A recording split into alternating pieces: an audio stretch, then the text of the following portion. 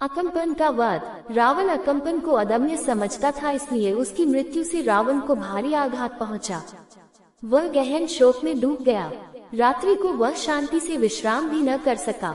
दूसरे दिन उसने मंत्रियों को बुलाकर कहा, वानरों की सेना हमारी कल्पना से भी अधिक शक्तिशाली और पराक्रमी सिद्ध हुई है। पिछले 4 दिनों में हमारी बहुत सी सेना मारी जा चुकी है।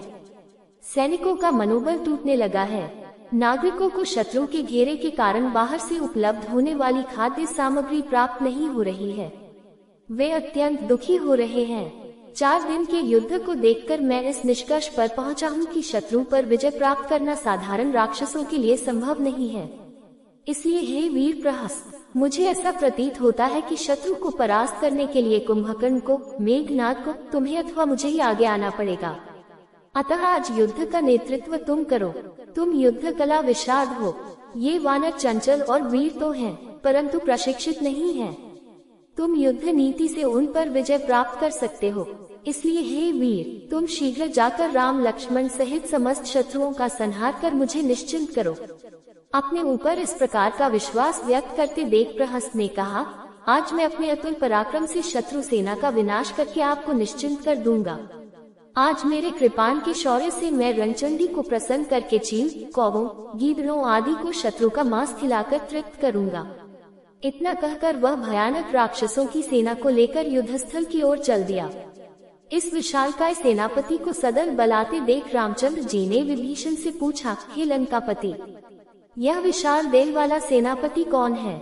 क्या शूरवीर है? विभीषण ने उत्तर दिया, हे रघुकुल तिलक, ये रावण का मंत्री और वीर सेनापति प्रहस्त है। लंका की सेना का 3रा भाग इसके अधिकार में है। ये बड़ा बलवान, पराक्रमी तथा युद्ध कला विशारद है। ये सुनकर श्रीराम ने सुग्रीव से कहा, हे वानराधिपति, ऐसा प्रतीत होता है कि रावण को इस पर बहुत विश्वास है। तुम इसे मारकर रावण का विश्वास भंग करो। इसके मरने पर रावण का मनोबल गिर जाएगा। राम का निर्देश पाते ही सुग्रीव ने श्रेष्ठ वानर सेनापतियों को यथोचित आज्ञा दी, जो बड़े वेग से राक्षसों पर टूट पड़े। राक्षस भी तोमर, त्रिशूल, गदा, तीर कमान आदि से वानर सेना पर आक्रमण करने लगे।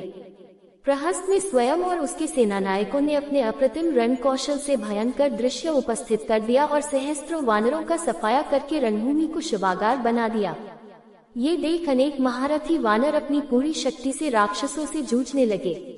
उन्होंने भी भयानक प्रतिशोध लेकर सहस्त्रों राक्षसों को सदा के लिए समरभूमि में सुला दिया। एक ओर राक्षसों की तलवार से कट कट कर सैकड़ों वानर भूमि पर धराशायी हो रहे थे, तो दूसरी ओर वानरों के घूंसों और थप्पड़ों की मार से सहस्त्रों राक्षस रक्त की उल्टियां कर रहे थे। कभी वीरों की गर्जना से भूमि कांप उठती और कभी आहतों के चीत्कार से आकाश थर्रा उठता। ऐसा प्रतीत होता था कि रक्त की सरिता में बाढ़ आ गई है और उसने सागर का रूप धारण कर लिया है। जब वानर वीर द्विविद ने महावीर नरातक के हाथों अपने सैनिकों की दुर्गति होती देखी, तो एक भारी शिला का वार करके उसका प्राणांत कर दिया। द्विविद के इस शौर्य से उत्साहित होकर दुर्मुख ने प्रहस्त के प्रमुख सेनापति समुन्नत को मार गिराया। उधर जाम्बवंत ने एक भारी शिला से प्रहार करके महानाद का अंत कर दिया। फिर तारा नामक वानर ने अपने नाखूनों से कंभानु का पेट चीरकर उसे यमलोक भेज दिया। कुछ ही क्षणों में इन 4 सेना नायकों को मरते देख प्रहस्त ने क्रोध करके चारों दिशाओं में बाण छोड़ने आरंभ कर दिए। इस आकस्मिक आक्रमण से अत्यधिक क्रोध होकर वानर सेना अपने प्राणों का मोह छोड़कर शत्रुओं पर पिल पड़ी। उधर सेनापति नील पर्वत का एक टीला उठाकर प्रहस्त को मारने के लिए दौड़ा। मार्ग में ही प्रहस्त ने अपने बाणों से उस टीले की धज्जियां उड़ा दी। इस पर नील ने एक दूसरा टीला उठाकर उसके रथ पर दे मारा, जिससे उसका रथ टूट गया और घोड़े मर गए। रथ के टूटते ही प्रहस्त हाथ में मूसल लेकर नील को मारने के लिए दौड़ा। नील भी कम न था, दोनों परस्पर भिड़ गए। अवसर पाकर प्रहस्त ने मूसल नील के सिर पर दे मारा, जिससे उसका सिर फट गया और रक्त बहने लगा।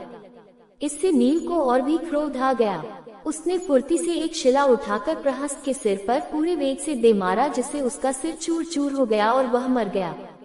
प्रहस्त के मरते ही उसकी सेना